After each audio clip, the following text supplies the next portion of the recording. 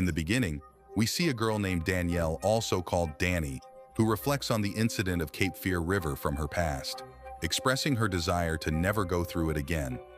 This past starts with Max Cady, who is currently in prison. His jail cell is filled with law books, and his body is covered with tattoos about vengeance. A guard arrives and escorts Max out of the cell because his sentence has ended. It is revealed that, after serving 14 years, Max is finally released from prison. His lawyer, Sam Bowden, was horrified by Cady's crime and concealed an important piece of evidence, which could have reduced Max's sentence or lead to his acquittal. Sam believed that Max, who was illiterate at the time of the trial, was unaware of the poor defense he received. However, unbeknownst to Sam, Max is a highly intelligent and determined psychopath. During his time in prison, Max taught himself to read, studied law, and pursued several unsuccessful appeals. If you are enjoying this video, don't forget to subscribe to our channel.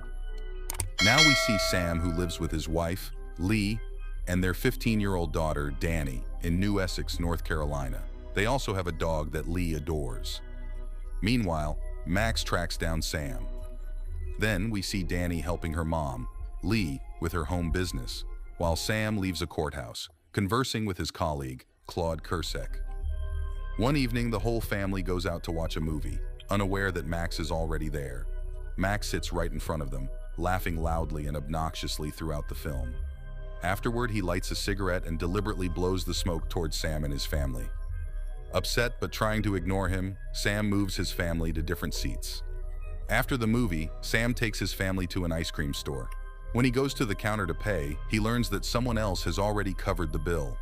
Stepping outside, he sees Max sitting in a car nearby, watching them intently. The look in Sam's eyes shows his deep anger and frustration, hinting that he wants to kill Max. The next day, Sam plays racquetball with Lori Davis, with whom he is having an affair. Recently, he has become increasingly concerned about his image and the potential fallout from his infidelity. Sam asks Lori to temporarily end their relationship. Lori senses that this request is related to his wife, but Sam doesn't provide any explanation. Later, as Sam sits in his car in the evening, ready to head home, Max appears and takes the keys from the ignition. Sam initially pretends not to recognize Max, who then reminds him of his 14-year incarceration, even mentioning the name of the prison. Sam pretends to recall Max at that moment, but in truth, he recognized Max the first time they saw each other at the movie theater. He had been pretending not to know him.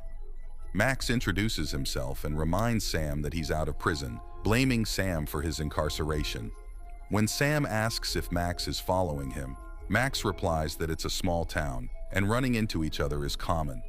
Max then returns the keys and, before leaving, ominously tells Sam that he will soon understand the meaning of fear.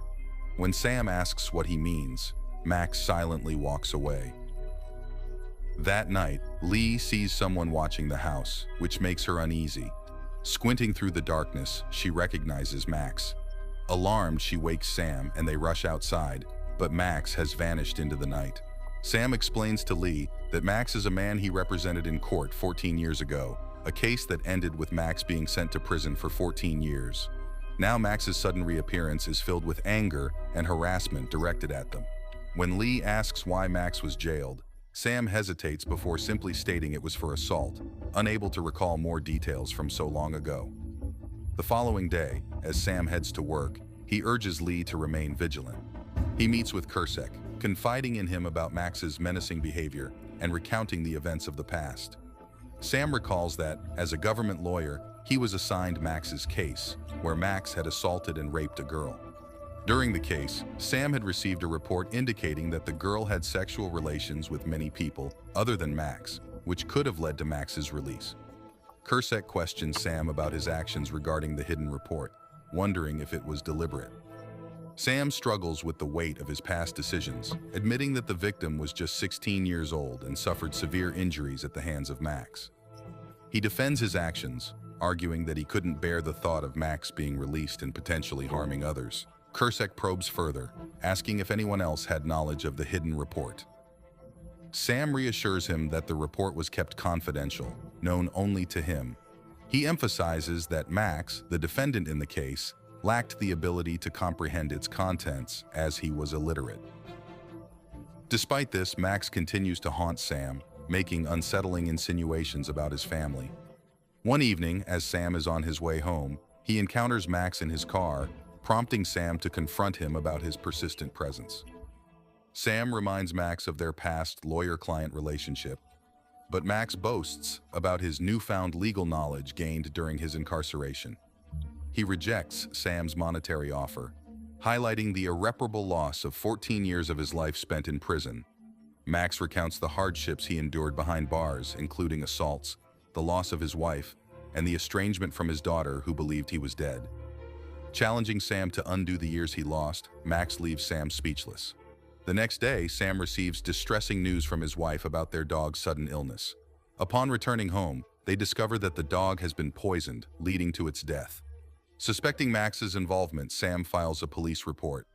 Max is arrested, but due to lack of evidence, he is eventually released, leaving Sam and his family to grapple with the aftermath of his actions. Then, Max manipulates Lori and assaults her. This leaves Sam devastated and enraged. He rushes to the hospital to find Lori in a terrible state. Despite his pleas for her to press charges against Max, Lori, being a lawyer herself, understands the uphill battle they would face in court. Aware of the scrutiny and challenges involved, she refuses Sam's plea for legal action against Max. Sam confides in Lieutenant Elgart, hoping for some form of intervention. However, even Elgart's attempts to intimidate Max prove futile. Frustrated and desperate for justice, Sam confronts Max directly. In a fit of anger, Sam resorts to violence, punching Max in an attempt to make him leave. However, Max remains calm and composed, refusing to be intimidated. Sam's efforts to protect Lori and hold Max accountable seem fruitless as Lori remains too frightened and ashamed to testify against him. Caught in a cycle of manipulation and fear, Sam struggles to find a way to bring Max to justice while protecting those he cares about. Then, Sam and Lee find themselves in a heated argument over Sam's involvement with Lori.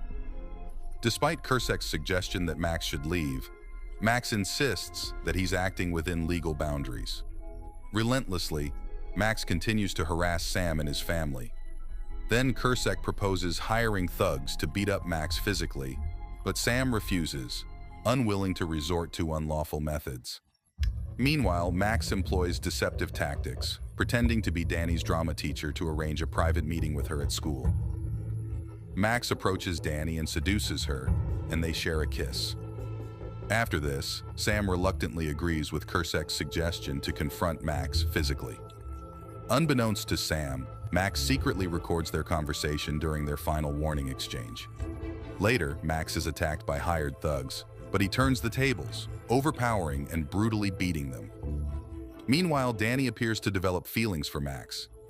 Then, Max takes proactive measures by hiring lawyer Lee Heller, armed with a tape recording of Sam's threatening remarks.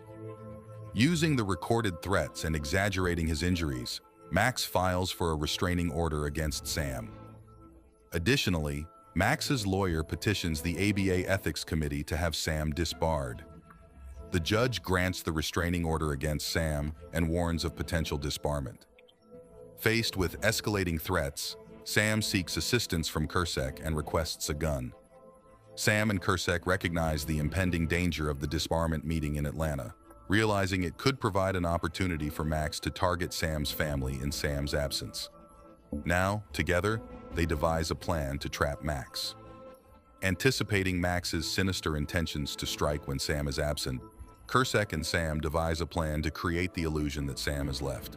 They wait inside the Bowden house, prepared to defend themselves against Max's attack.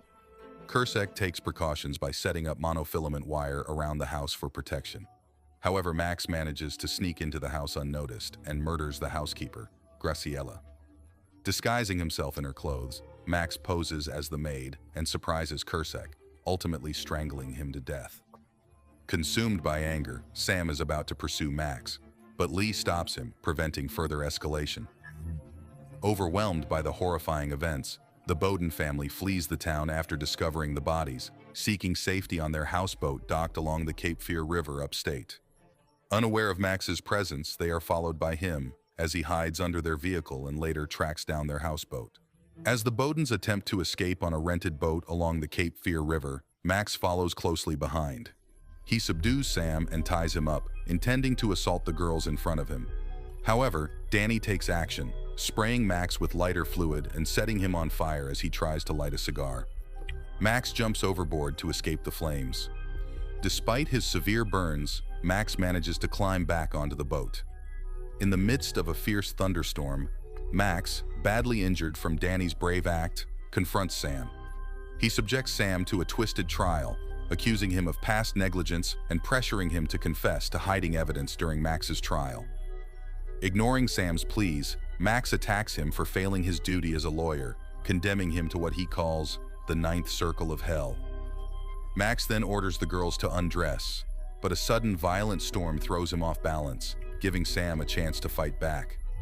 Seizing the opportunity, the women escape by jumping off the boat and swimming to shore. However, Max grabs Sam, and they engage in a fierce struggle. Sam handcuffs Max to the boat just before it crashes into a rock, breaking apart. The fight continues on the shore amidst the wreckage. Eventually, a strong tide sweeps Max away, and he drowns while muttering incomprehensible words and singing a hymn.